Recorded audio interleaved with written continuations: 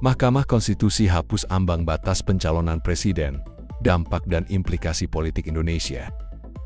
Mahkamah Konstitusi (MK) telah membuat keputusan monumental yang menghapus ketentuan ambang batas pencalonan presiden atau presidential threshold. Keputusan ini diambil dalam sidang perkara nomor 62 PUU 10/2024 pada Kamis 2 Januari tahun 2025.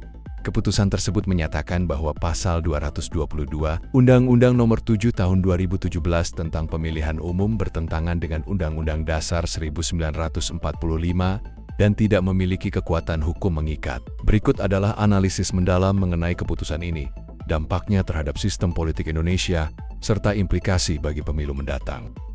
Apa itu presidential threshold dan kontroversinya? Presidential threshold adalah syarat minimal perolehan kursi di Dewan Perwakilan Rakyat (DPR) atau suara sah nasional bagi partai politik atau gabungan partai politik untuk dapat mencalonkan pasangan calon presiden dan wakil presiden. Ketentuan ini tercantum dalam Pasal 222, Nomor 7, Tahun 2017. Pasangan calon diusulkan oleh partai politik atau gabungan partai politik peserta pemilu yang memenuhi persyaratan perolehan kursi paling sedikit 20% dari jumlah kursi DPR, atau memperoleh 25% dari suara sah secara nasional pada pemilu anggota DPR periode sebelumnya. Ketentuan ini telah lama menuai kontroversi. Banyak pihak menilai aturan ini membatasi hak konstitusional warga negara untuk mencalonkan pemimpin. Sistem threshold juga dianggap mempersempit pilihan rakyat karena hanya partai besar yang dapat mengusung calon, sementara partai kecil kehilangan kesempatan. Putusan MK, detail dan dasar hukum.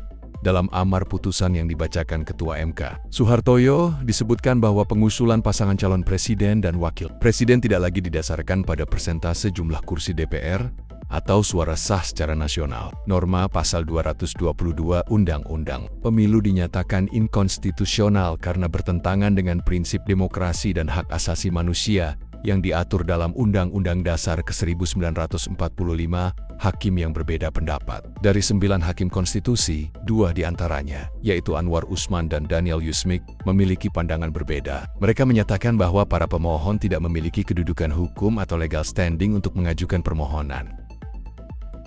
Keputusan ini lahir dari gugatan yang diajukan oleh 4 pemohon, yaitu Enika Maya Oktavia, Rizky Maulana Syafiei, Faisal Nasirul Haq, dan Salis Khairul Fatnah. Gugatan ini merupakan salah satu dari 36 perkara uji materi terkait presidential threshold yang diajukan ke MK sejak awal Agustus tahun 2024. Dampak keputusan MK? Pertama, sistem politik yang lebih terbuka. Tanpa ambang batas, partai-partai kecil dapat mencalonkan pasangan presiden wakil presiden.